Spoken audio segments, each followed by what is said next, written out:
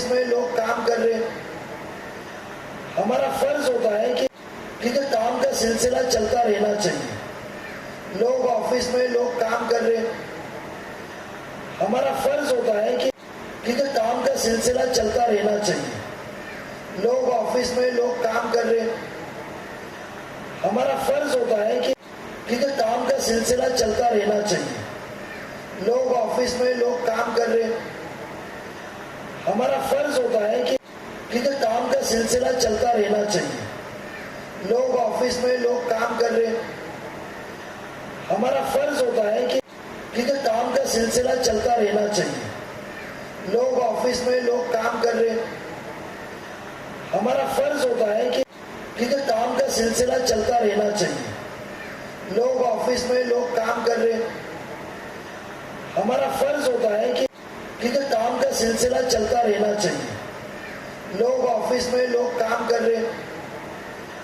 हमारा फर्ज होता है कि काम का सिलसिला चलता रहना चाहिए। लोग ऑफिस में लोग काम कर रहे हैं, हमारा फर्ज होता है कि काम का सिलसिला चलता रहना चाहिए। लोग ऑफिस में लोग काम कर रहे हैं, हमारा फर्ज होता है कि काम का सिलसिला चलता रहना चाहिए। लोग ऑफिस में लोग काम कर रहे हैं, हमारा फर्ज होता है कि काम का सिलसिला चलता रहना चाहिए। लोग ऑफिस में लोग काम कर रहे हैं, हमारा फर्ज होता है कि काम का सिलसिला चलता रहना चाहिए। लोग ऑफिस में लोग काम कर रहे हैं, हमारा फर्ज होता है कि काम का सिलसिला चलता रहना चाहिए। लोग ऑफिस में लोग काम कर रहे हैं, हमारा फर्ज होता है कि काम का सिलसिला चलता रहना चाहिए। लोग ऑफिस में वोटर है और कितने नहीं है, मैं ये फिक्र करूंगा कि इस इलेक्शन के मौजू में आपकी खिदमत करने का मुझे मौका मिला, क्योंकि मुझे मालूम है कि हर काम वोट के लिए नहीं किया जाता है। अल्लाह ताला मौजू पैदा करता है कि वो दौरान में आप लोगों से मुलाकात होती है और वो मुलाकात के दौरान हमको आपके मसले हल करने का मौका मिलता है। मैं आज यही सोचूंगा कि बेशक आप लोगों को मिलके मुझे देख के मसले हल करने का मौका मिला। हम इतना ही नहीं, इंशाल्लाह जब आपकी दुआओं से, कि ये दवा भी काम नहीं करती है, दुआ ना हो तो इलेक्शन की जीत तो मुकम्मल दुआ के ऊपर ही रहती है।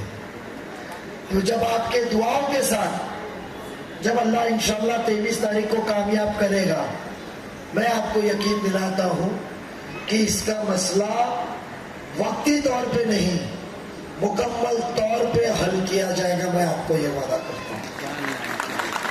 वो हल्का बॉर्डर में है, किसको ज्यादा फायदा होगा किसको नहीं होगा, मगर मैं इतना जानता हूं कि मुमरा कौसा की आवाम, शिलपाटा की आवाम, खरड़ी डावले गांव की आवाम जब अपने खुशी के माहौल में, ज्यादा कोई अमीर नहीं है, शादी के हॉल सस्ते में गिरते हैं, तो वहां जब शादी बनाने आए तो उनको शर्म नहीं होगी, लगेगी कि हमारे मेहमान कुछ रास्ते से आए। जरूर इसके अंदर रियायत आपको दूंगा, इसके अंदर आपको एक अच्छा रास्ता, पानी उसमें ना हो, बारिश में भी जमा ना हो, शादी के दिनों में ट्रैफिक ना हो, इंशाल्लाह उसका इंतजाम मुकम्मल तौर पे करेंगे। आपके नेता जो चुन के गए ना, इब्राहिम भाई और शाह साहब ने कहा, उसके पहले कई मुकर्रर ने भी कहा होगा, आपके नेता इधर आज कितनी बिल्डिंग बना रहे हैं, कितने स्लैब हो रहे हैं, कितने नहीं हो रहे हैं, कितना पैसा आ रहा है, कितना नहीं आ रहा है, उसके अंदर मशगूल और खुश है। वो भूल चुके हैं कि जो तामीर नासिर भाई आयु फॉलो, आज से मुझे ताकत देने के लिए नासिर भाई भी आज के बाद शरीक हो चुके हैं।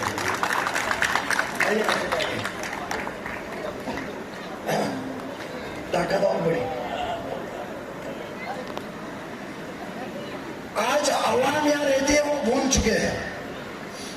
मैं सोसाइटी के उदरान और आवाम से कहना चाहूंगा कि हमें इल्म हुआ है कि आपके इधर पूरे दिन में सिर्फ 2 घंटा पानी आता है। ये बात सच है ना? पानी की किल्लत है। आपको पानी बढ़ाया जाएगा।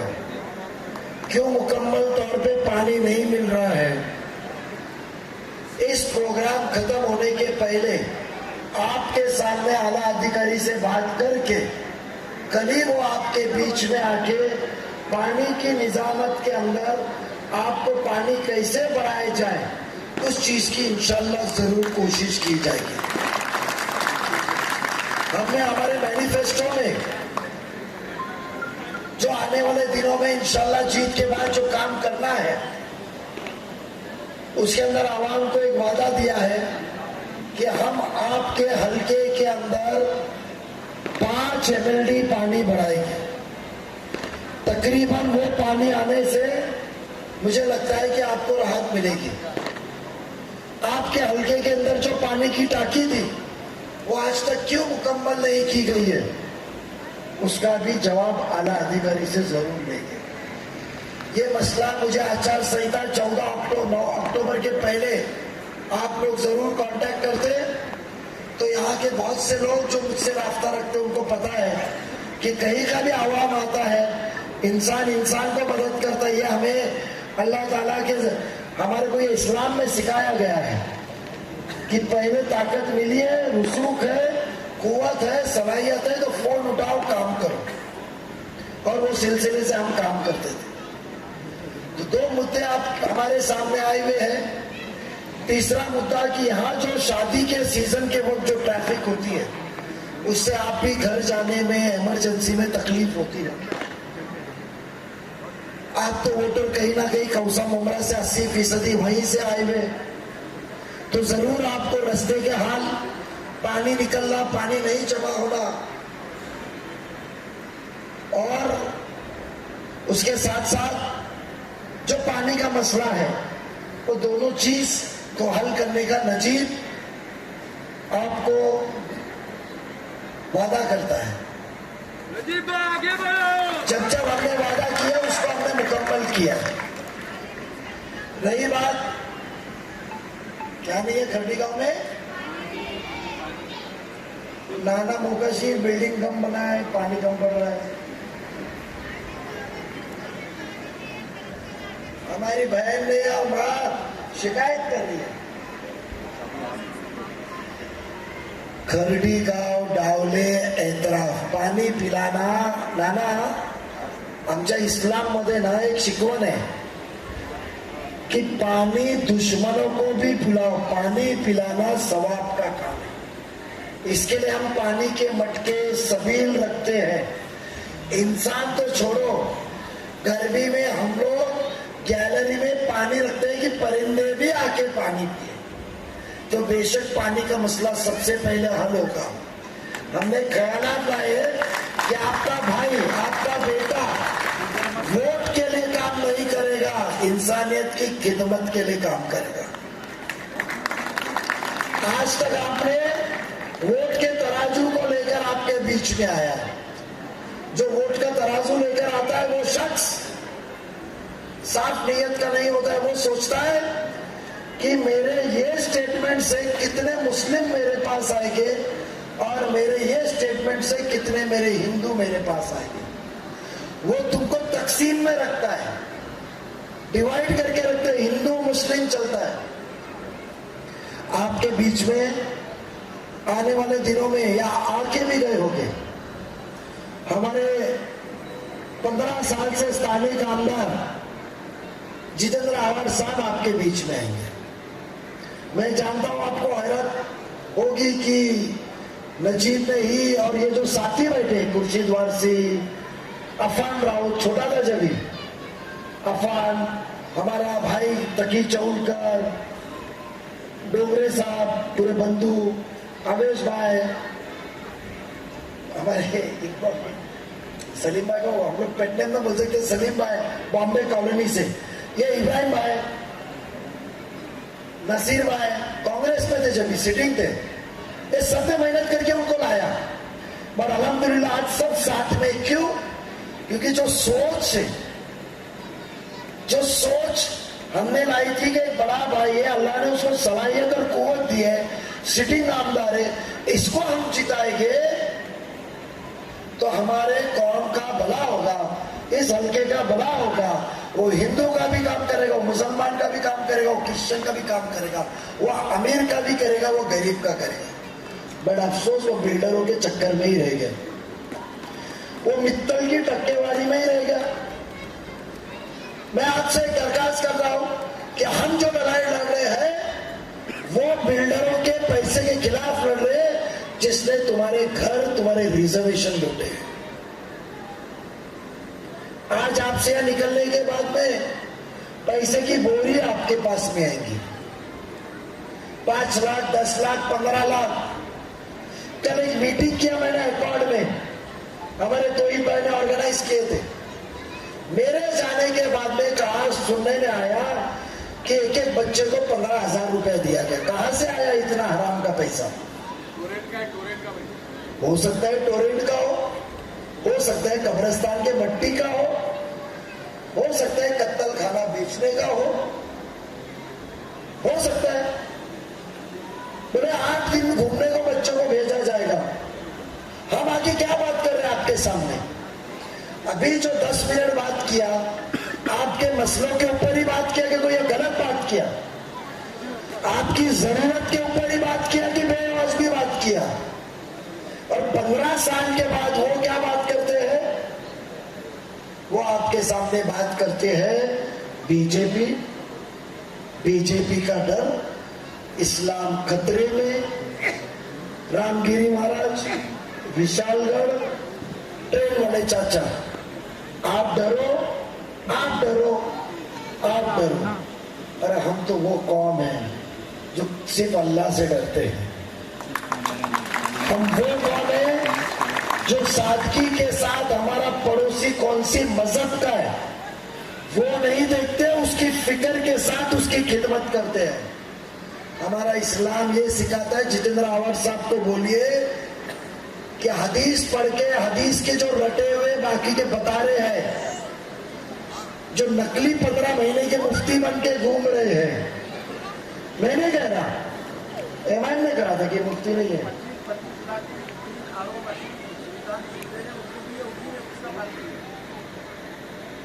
जिसकी वो मुफ्ती साहब पानी पी रहे, साफ पानी का, वो मशीन श्रीकांत जी शिंदे साहब ने दी, 75 लाख रुपए की 3 मशीन। वो शख्स जात पात ना देके खिदमत कर रहा है और ये उनका पानी पी के भाषण उनके खिलाफ कर रहे। हमको सिखाया जाता है एहसान फरामोश कभी ना हो।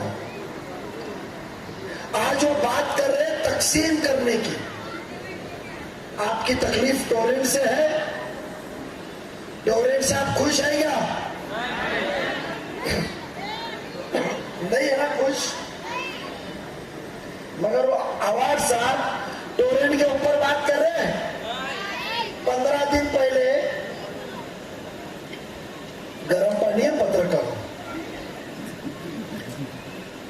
15 दिन पहले वो जवाब नहीं दे रहे थे, कल से कह रहे हैं मुझे 1 महीना दो, मैं मंत्री बनने वाला हूं। अल्लाह की तो वही उनको नहीं आई होगी, कोई जादूगर जो यहूर में बैठा उसने बताया रहेगा कि तू मंत्री बन रहा है, जीत रहा है। हम तो अल्लाह पे भरोसा करके चलते और चलते कि जो अल्लाह बस तो बोला, वो नईमल वकील है, अल्लाह वो फैसला बेहतर करने वाला है। वो टोरेंट के ऊपर कहते हैं 1 महीना मुझे दो। आपको पता है कौन से दिन टोरेंट आई? 1 मार्च 2020 को। 1 मार्च 2020 को इस महाराष्ट्र सरकार में जितेंद्र आवाड साहब मंत्री थे। 1 मार्च के पहले दिसंबर महीना 10 दिन, उसके बाद में जनवरी फरवरी, ये 2 महीने के अंदर वो मंत्री थे। टोरेंट का शुरू होने के पहले टेंडर पहले हो चुका था। आप बताइए, वो कहते कोविड, कोविड में कैबिनेट डिसीजन होता था। आपने 19 में कहा था हमारी सरकार आई तो हम टोरेंट खत्म करेंगे। आपको 1 महीना क्यों चाहिए? आपको अल्लाह ताला ने ये अवाम ने जिता के 2.5 साल मंत्री बनाया था, आला ओहदा दिया था, कान में बैठ के बात कर रहे थे राहुल गांधी जी के, पवार साहब के और उद्धव जी के। तो जब भी आपको इस आवाम की तकलीफ और शिकायत और फरमाइश याद नहीं आई कि टोरेंट को रद्द करना चाहिए?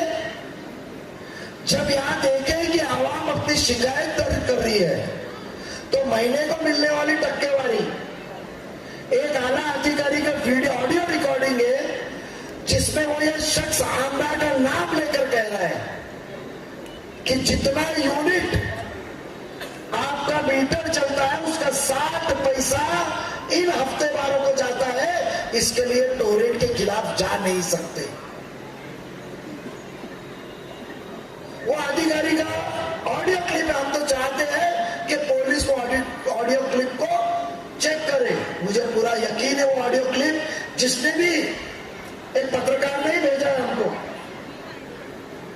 वो ऑडियो क्लिप के अंदर मुझे बताइए कि वो कहते हैं 60 पैसा लेते हैं, तो जो पैसा रिश्वत आपकी जेब काट के खा रहा है, क्या आप उसको बीजेपी का डर दिखा के आपको गुमराह करके वोट देना चाहोगे? नहीं। आज आंख खोलने के लिए हम लोगों की आंख खुली और हमने बेड़ा उठाया कि जो 2009 में हमने गलती की वो गलती को भी हम ही सुधारे। भले उसके लिए जो दुश्मनी ले लिए, जो हमारा नुकसान होना है, जो होना है, क्योंकि हमको आवाम पे भरोसा है कि जरूर वो सच का साथ देगी, पैसे की गोनी के आगे नहीं झुकेगी, बट सच का साथ देके इसका गुरूर और जिसने हमारे जज्बातों के साथ खेला है। क्योंकि मुझे आज ही नसीर भाई ने बताया कि आवाम को गुमराह करना भी गुनाह है। ये हमको सिखाया गया है ना इस्लाम में, है ना? आवाम को गुमराह करना भी गुनाह है। तो क्या आप वो गुनहगार को वोट दोगे? वो किस बात की बात कर रहे? आने वाले 16 दिन बचे, 16 दिन में कितने महाराष्ट्र से वो बीजेपी का नाम लेकर आपके बीच में वो उलेमा को गुमराह करेंगे। वो उलेमा को मालूम नहीं रहेगा कि ये शख्स ने कितना बड़ा धोखा मुसलमानों के साथ किया है, हिंदुओं के साथ किया है, यहाँ के अवाम के साथ किया है। दिल्ली से टीम लाएंगे, शाहीन बाग की टीम लाएंगे, जवाहरलाल नेहरू से टीम लाएंगे, कन्हैया कुमार को लाएंगे, बड़े बड़े उलेमा इकराम को लाएंगे। जिसको भी लाए, हम तो सच का साथ दे रहे, वो आए और हमारा सवाल का जवाब दे। आवाम के बीच में पहले रह के पूछे कि भाई आवाम, उनसे मैं तुमको चाहूंगा कि वैसे महफिल में आप लोग चाहिए और खड़े रह के उनसे पूछे कि आप जिम्मा लेते जो 15 साल का हुआ, जिसने 15 साल यहाँ नजीब नहीं आता, तो इतनी जरूरत आपको इलेक्शन में लगी थी? कभी दस्तक आपके इलेक्शन में आई थी? कोई आपको पूछने आया था कि आपके मसले क्या है, मसाइल क्या है? आज पूछने तो हम लोग आ रहे हैं।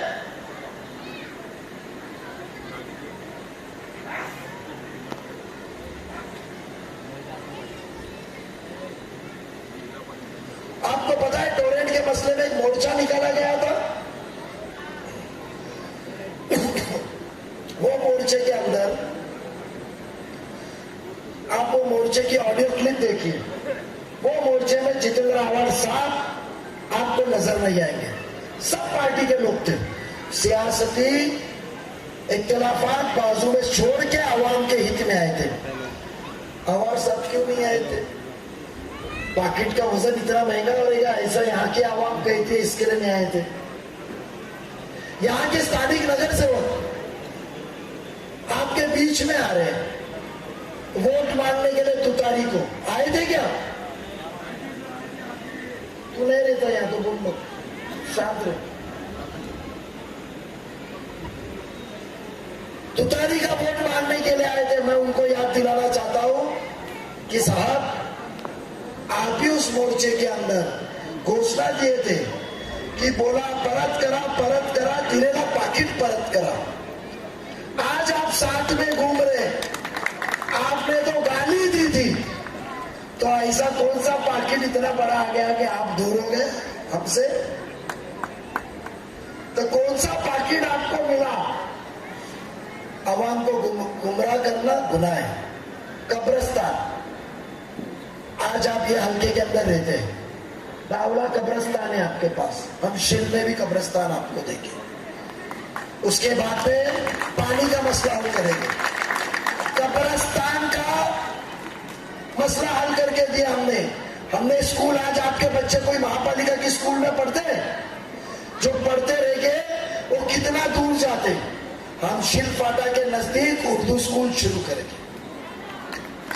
हम स्कूल का टाइमिंग चेंज किए, आलीशान स्कूल बनाने के लिए पैसे लाए, कब्रिस्तान के लिए पैसे लाए, हमने प्लेग्राउंड के लिए पैसे लाए, स्टेडियम के लिए पैसे लाए, अमृतनगर कब्रिस्तान के लिए पैसे लाए, उसके बाद में आपके गली रास्ते के लिए पैसे लाए, हमने बच्चों के तालीम के लिए लाइब्रेरी के लिए पैसे लाए।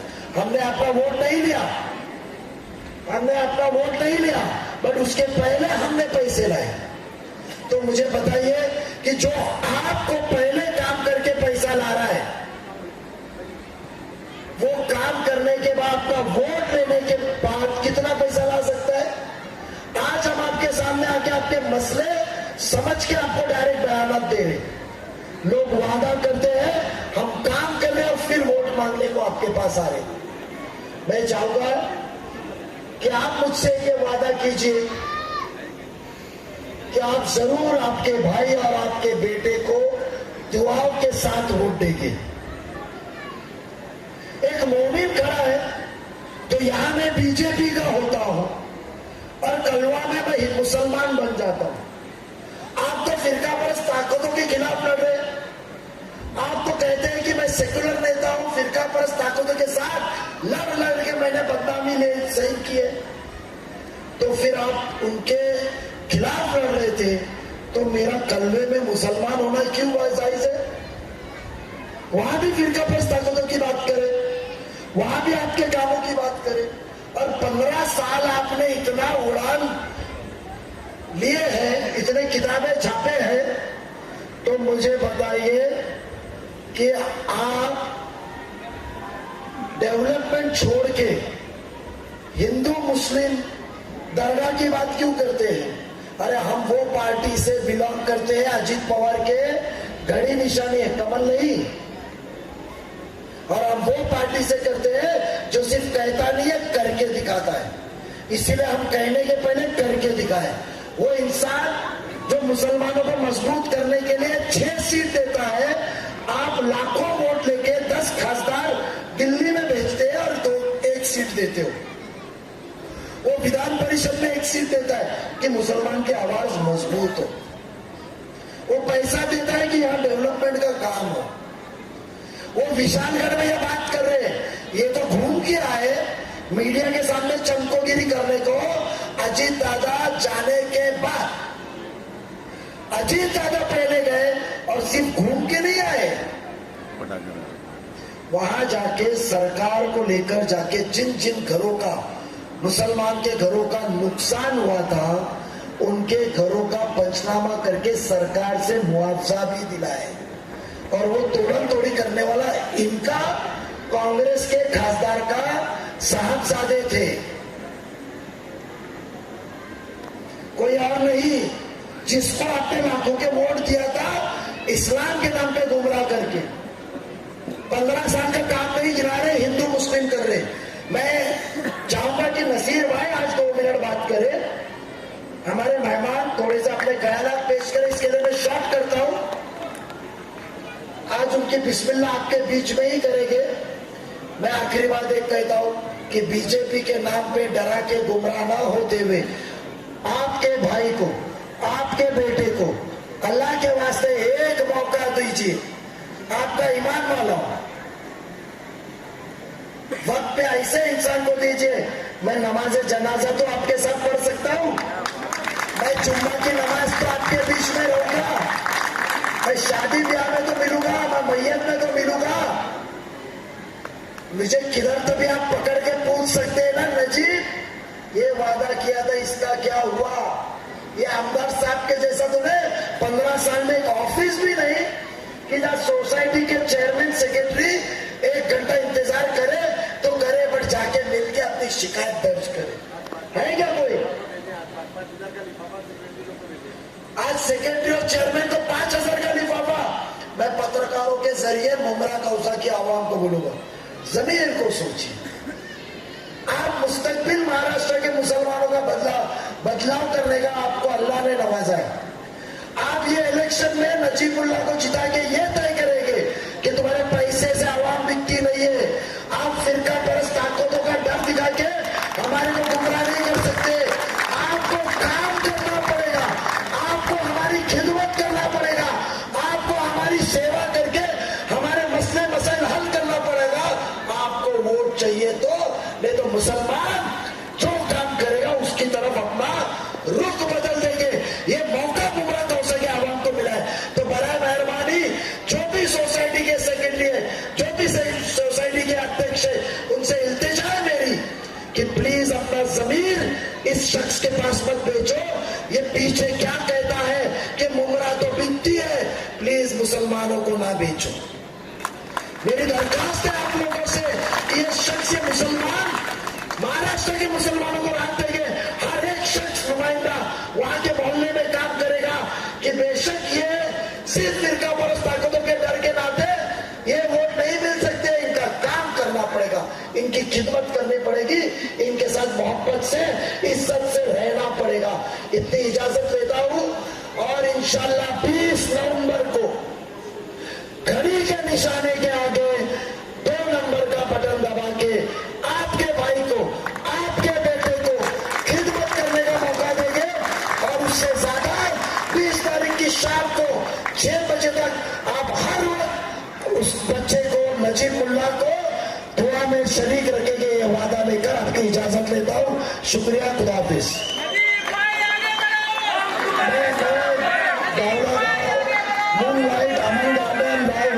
बैठिए, नसीर भाई की बात सुनेंगे। ये बहुत बड़ी फेहरिस्त है, जो आए उन सबका मैं शुक्रगुजार हूं। आप पढ़िए मेरी तरफ से बाद में।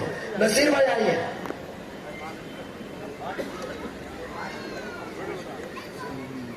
अस्सलाम वालेकुम वरहमतुल्लाहि वबरकातुहू। बड़े ही शौक से जमाना सुन रहा था, हम ही सो गए दास्तां कहते कहते। कब मेरी कौम सियासी बनेगी, कब मेरी कौम सियासत को समझेगी। दोस्तों, आज मैं पहला प्रोग्राम नजीब भाई के साथ में आपके सामने हाजिर हूं। मैं पिछले 10-12 दिनों से मुस्तकिल आमदार साहब को सुन रहा हूं, बहुत बारीक बीनी से उनको स्टडी कर रहा हूं, क्योंकि सियासत का शौक भी है और शहर की फिक्र भी है। आपको पता है, सबसे बड़ी गाली जो मेरी नजर में है, सरफराज भाई सुनते रहना, अगर कोई माँ की गाली दे, कोई बहन की गाली दे, कोई भी गाली दे, वो अपनी जुबान अपना मुंह खराब करता है। लेकिन मेरी नजर में सबसे बड़ी गाली यह है कि कोई आपको बेवकूफ समझे, चूतिया समझे। इससे बड़ी गाली कोई नहीं हो सकती। आप उनकी तकरीरों को सुनिए। दोस्तों, ये हम लोग बहुत बड़ी जमहूरियत में रहते हैं। दुनिया की 10 बड़े जमहूरी मुल्क में हमारा मुल्क शामिल है। बहुत बड़ी जमहूरियत में हम लोग रहते हैं। नजीब भाई, मेरी बात पे ध्यान देना। आप मुझे बताओ कि जब से मुल्क आजाद हुआ, जब से हमारा मुल्क आजाद हुआ, जितनी भी पार्लियामेंट चली है, कभी भी कोई 70-75 साल में ऐसा बिल पास हुआ कि दूसरों को चूतिया समझो, बस खुद को शाना समझो तुम, लेकिन हमको बेवकूफ मत समझो। इससे बड़ी गाली कोई नहीं। आप तकरीरों में देखो, बेवकूफी की हद हो गई है। अरे हम लोग इस शहर में 40-40 साल से रह रहे हैं। जैसा भी एक बहन ने बीच में से आवाज लगाई कि नजीब भाई हमारे यहाँ पे पानी नहीं है। तुम डेवलपमेंट की बात करते हो यार, तुम कहते हो तुमने शहर को डेवलप कर दिया। अरे ये पानी के आंदोलन, सलीम भाई यहाँ पे बैठे हुए मुमरा के हमारे पुराने साथी है, तकरीबन 35 साल पुराने मेरे दोस्त है। ये ये अशरफ मुल्लानी, सैयद अली अशरफ, अनवर नूरी 30 साल पहले पानी के लिए आंदोलन करते थे, और आज भी इन्हीं की पार्टी की एक लीडर मर्जिया पठान हंडी कल से पार्टी लेके उधर पहुंचती है पानी मांगने के लिए। ये डेवलपमेंट है। आज तक शहर को पानी नहीं मिला है, और यार तुम हजारों करोड़ की बात करते हो। इसीलिए मैंने इनसे कहा कि यार लोगों को ना बेवकूफ समझना भी ना जुर्म होना चाहिए इस मुल्क में। इतना बेवकूफ। एक नारा जो पूरे महाराष्ट्र से खत्म हो चुका है तकरीबन, आज भी मुमरा में लगता है, पानी दो वोट लो। आज भी लोग पानी मांग रहे हैं, पानी के एवज में वोट देना चाह रहे हैं। अगर यही हाल रहा ना भाई, डॉक्टर शाह कहां गए? अगर यही हाल रहा डॉक्टर साहब तो साल 2 साल में ना, ये हमारी माँ बहनें जो बैठी हुई है ना, ये जब बाल्टी कलसी और अंडे खरीदने जाएंगी ना, तो बोलेंगी भाई ये 2 मुमरा क्या भाव?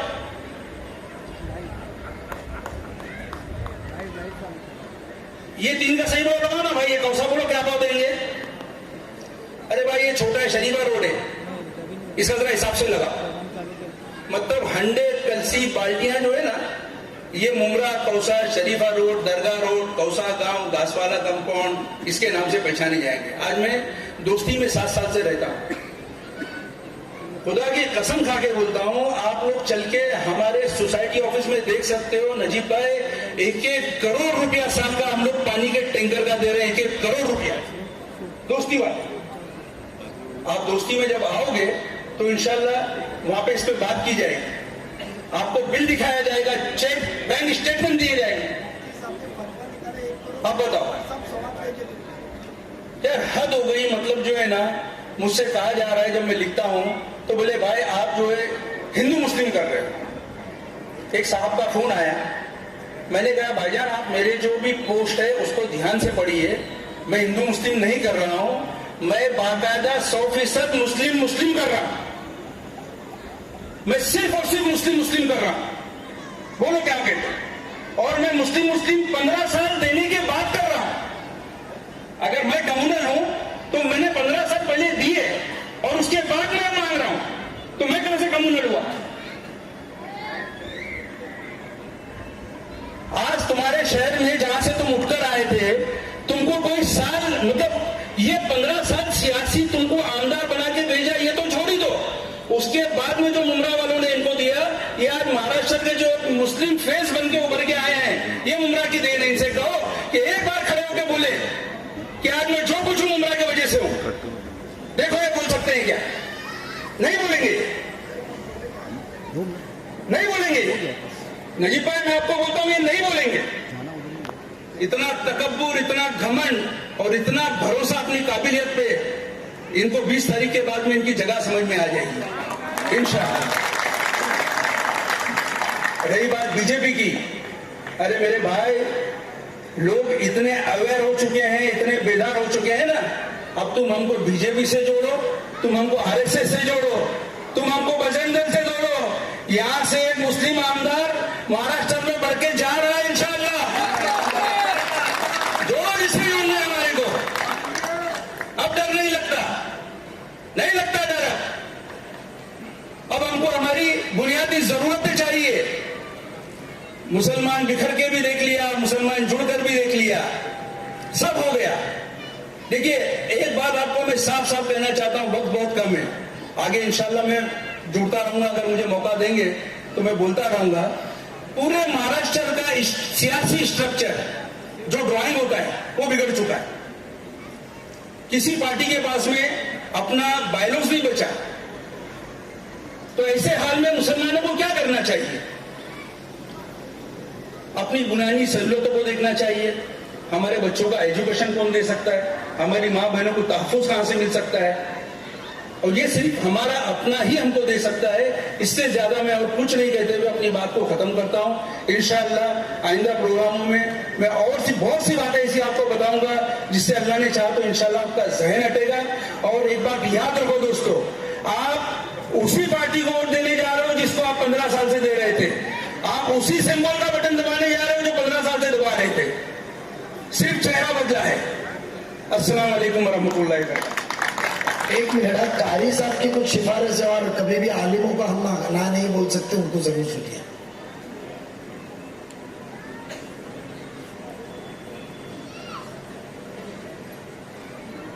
अस्सलामु अलैकुम वरहमतुल्लाहि वबरकातुहू।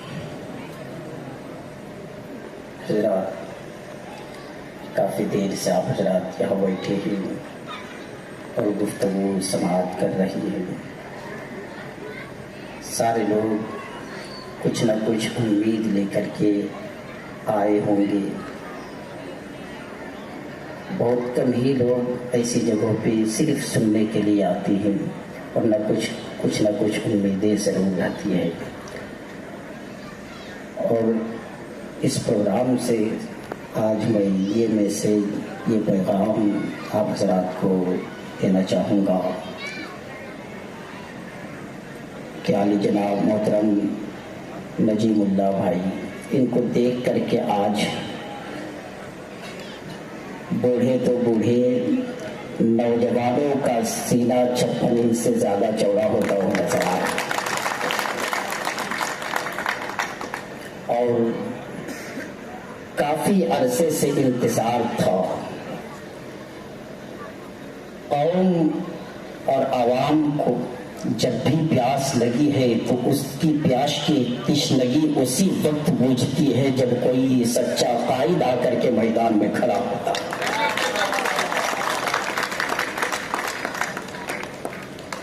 बहुत देख लिया लोगों ने कि मैदान में आने वाले बहुत सारे लोग आए, एक नहीं अनेक तरह की लालच देकर के मैदान में उतरे, मगर अवाम ने यही देखा कि जहां बेवाएं सिसक रही थी उनकी सिसकियां खत्म न हुई, जहां नौजवान तड़प रहे थे उनका तड़पना खत्म न हुआ, जहां बूढ़े और बूढ़ी माएं तड़प रही थी उन लोगों का पुरसाने हाल कोई लेने वाला नजर न आया। तब ये आवाम फैसला कर ली कि कोई उठे कायद बन के नौजवान की शक्ल में जो याद दिलाए उन नौजवानों की जो करबला के मैदान में अली अकबर ने जवानी की शक्ल में याद दिलाया था। दीबर की धरती पे मोहम्मद बिन कासिम ने ललकार कर कहा था कि हम एक कौम का साथ देने के लिए तैयार नहीं है, जिस कौम पे जुल्म होगा हम उस कौम के साथ देने के लिए तैयार। आपको वो तारीख, वो हिस्ट्री याद होगी। दीबर की धरती पे जब राजा दाहिर ने एक खातून, एक लड़की पे जुल्म किया था और उस खातून ने अपने लहू से, अपने खून से खत लिखा था और हज्जाज बिन यूसुफ की बारगाह पे भेजा था कि तुम्हारी हुकूमत है, तुम्हारी सल्तनत है, अगर तेरी हुकूमत में मेरी इज्जत और आबरू पे हमला हुआ तो कल कयामत के मैदान में मैं तेरा गिरबान पकड़ूंगी। हज्जाज बिन यूसुफ खत पढ़ रहा था, उसी के सामने 18 साल नौजवान मोहम्मद बिन कासिम उन्हीं का भतीजा था। पूछा चचा क्या पढ़ रहे हो? कहा एक खत आया है दीबर की धरती से, उस खत को मैं पढ़ रहा हूँ। कहा पढ़ लिए? कहा हाँ पढ़ लिया। कहा आगे का क्या इरादा है? कहा मेरे पास इतनी ताकत नहीं, मेरे पास इतनी कुव्वत नहीं कि राजा दाहिर से मैं टकरा सकूं, इतनी ताकत नहीं कि मैं राजा दाहिर से मुकाबला कर सकूं। 18 साल नौजवान ने खत अपने हाथ में लिया और कहा चचा आपके अंदर ताकत ना है ना सही, आपके अंदर कुव्वत ना हो ना सही, आपका 18 साल भतीजा आगे लड़ने के लिए तैयार है। आज मोहम्मद बिन कासिम की तारीख पढ़िए और अली जनाब नजीबुल्लाह भाई को निगाहों के सामने रखिए। उस मोहम्मद बिन कासिम ने जाकर के जामा मस्जिद की दहलीज में ऐलान किया था कि कितने लोग मेरा साथ देने के लिए तैयार हो। तारीख का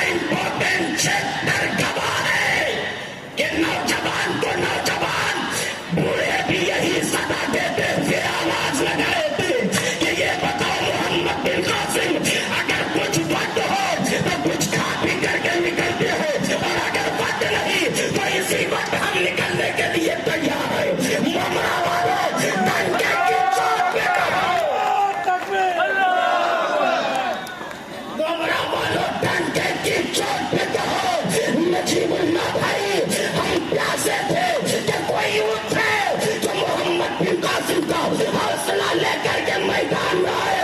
तुम आ गए हो, हम सीना तान के कहते हैं कि एक बार नहीं, जब जब मौका मिलेगा हम आपका साथ देने के लिए तैयार।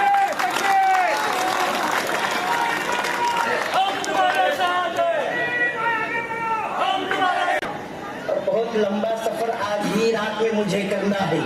इंशाअल्लाह दोबारा मुलाकात होगी और दोबारा मौका मिलेगा। बहुत अहम गुफ्तगू आप समाप्त करेंगे और दिल की तख्ती पे नोट करने वाली बात, आज अगर इनकी हौसला अफजाई हम नहीं करेंगे तो कहीं इसकी सजा कई साल तक हमें भुगतना। ये जब आए हैं मैदान में और क्या हौसला देकर के आई है, अभी इनकी उम्र क्या है आप तो देख ही रहे हैं। आप ऐसे लोग जब मैदान में आते हैं तो फिर उनका गरज, उनकी आवाज शेरों से कम नहीं हुआ करती है। डंके की चोट पे कह देना कि हम कुछ भी नहीं देखेंगे, एक नौजवान की शक्ल में हमारा कायद बन के आया है, हम कुछ नहीं देखेंगे। इसने कितना काम किया है, मत हमने बहुत दिया है। अभी तक तो हम सुनते आए थे कि उल्टी गिनती शुरू हुई है, अब हम उल्टी घड़ी शुरू कर। समझ गए ना, इशारा काफी है। अब सीना तान कर इनसे कांधा से कांधा मिलाइए। रिजल्ट बहुत जल्दी आपकी निगाहों के सामने आएगा कि जो हौसला लेकर के आए हैं उससे कहीं ज्यादा ये कौम की खिदमत करते हुए नजर आ रहे हैं। अस्सलाम वालेकुम वरहमतुल्लाह। 2 मिनट में आपके लोग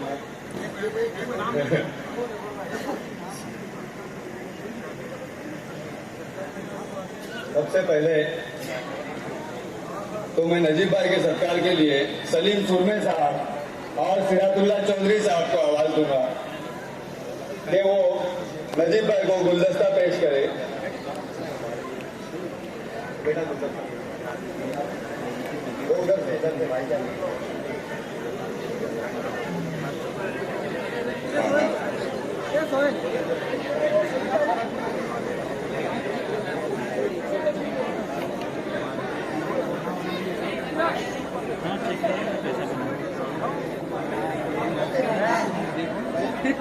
आपके लिए नजीब सुरमे साहब और सिराजुल्लाह चौधरी साहब नजीब भाई को गुलदस्ता के पेश करेंगे और शॉल भी देंगे।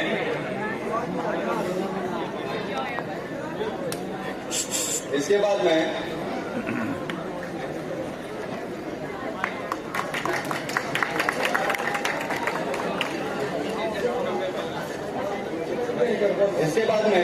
नासिर भाई का सत्कार करने के लिए नजीब भाई को हवाला दूंगा। नासिर भाई प्लीज। नासिर भाई के लिए नजीब भाई गुलदस्ता भी पेश करेंगे और नासिर भाई को शॉल पहनाकर पार्टी में प्रवेश और सत्कार करेंगे। अच्छा, साथ देने के लिए ठीक है। नजीब भाई के साथ प्रवेश करें। खुशी भाई, जफर भाई प्लीज इकडे येतो का? मार मार आवाज नाही डन